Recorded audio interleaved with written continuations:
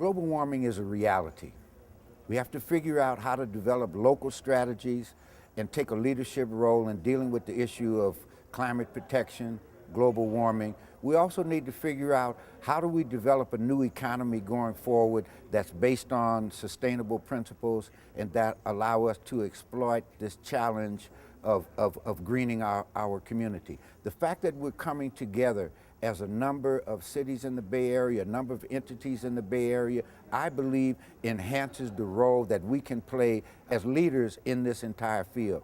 What we have here in the Bay Area is extraordinary industrial capability, we have academic excellence, we have research capacity, we have a willing workforce, we have the political will, we have a progressive populace, and we have the entrepreneurial spirit. You bring all those things together, I believe this region, perhaps unlike any other region in the country, maybe even the world, can begin to lead by taking best practices and innovative ideas. I've had an opportunity to talk to some of the original partners about some of these ideas, but to kind of put out some ideas that we could jointly kind of agree to in terms of, concrete projects, joint projects. And so I'll just kind of touch on them just by title. So one thing is implementation of a solar permit fee waiver. Richmond has a solar permit fee waiver. Other cities may as well. And the idea of a development of an electric car network. You go to betterplace.com, you would learn about how that can really advance us. And since our new director is from Apollo Alliance, I thought, the idea of having an East Bay Apollo Alliance and, framing our work in terms of the East Bay, I'm hopeful that we can start, make this year really the year of deliverables. It's always been my belief that if we're going to be globally competitive economically, we need to invest in infrastructure, research, education, and training.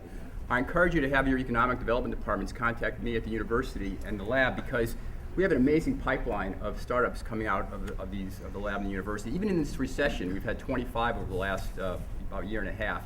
And as a battle cry, we don't want one of these to be lost again to another area outside of our region. And I know that, for example, web companies are located in the second floor of the El Cerrito Mall to all kinds of other nooks and crannies, and so we just got to find spaces for them. So again, call me after this meeting, have your economic development contact us.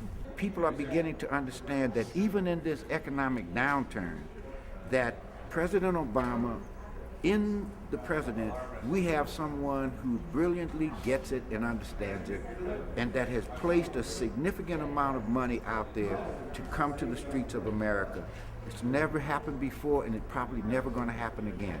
Each of us in our respective jurisdictions are applying for recovery funds. My hope would be that in the context of this effort, where we've agreed to come together to create a green corridor, that we start to communicate with each other about what it is we're all doing.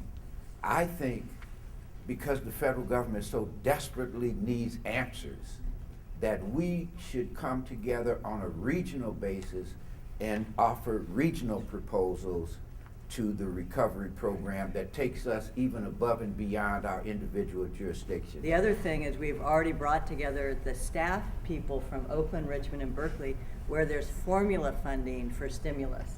And instead of all of us planning our weatherization, our energy efficiency, and our jobs separately, we're bringing the staff from the cities together to say, how do we leverage the $17.8 million in formula funding? This isn't even the competitive funding.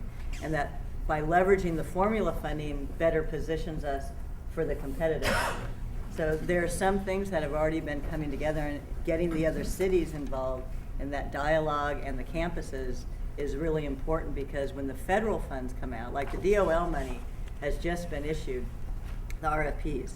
So we're now very well positioned to go after that. I believe that this region should advocate to the federal government not just infrastructure repair, to repair the infrastructure that supported the economy of the last century, but new infrastructure going forward.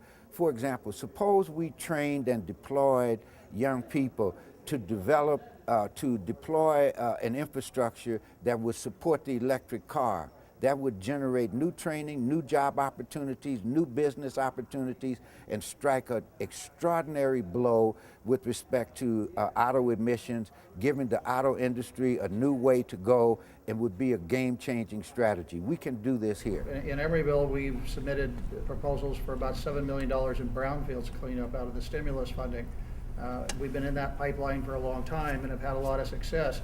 But maybe trying to combine what the mayor was saying and what is being said around the table is that out of all the stimulus funding each of us have applied for, maybe we can just highlight as cities those things, or as other organizations, those things that are specifically tied into this East Bay Green Corridor kinds of thinking. And some of it seems vague and like it isn't there, but in fact there may well be connections.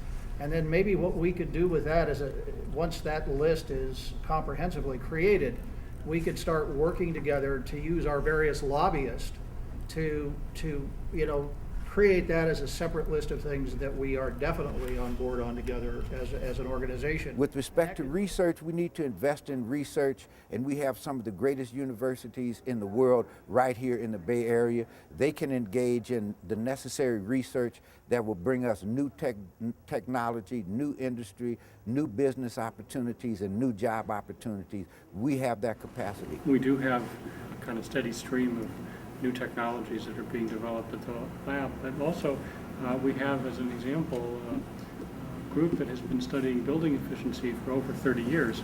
They're a very accomplished group, and they can help you if you're looking at trying to develop new standards. I think they can really, yeah. And so that's they can help. And right now, we're about to enter into a period where there's going to be competition for energy and innovation research hubs, which will be J-Bay size, $25 million a year research activities.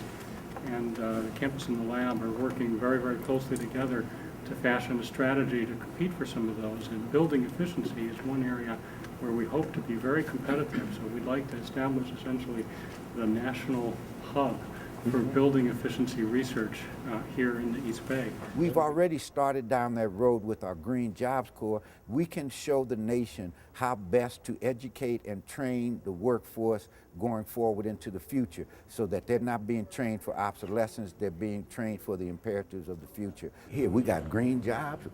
We're going to train these young people. That's going to give them a new opportunity. And help out the community. Yeah, it's going to help the community, bring down the crime rate, bring down the poverty rate, enhance the environment. This is going to work. This gathering is a very significant, important, and historic gathering.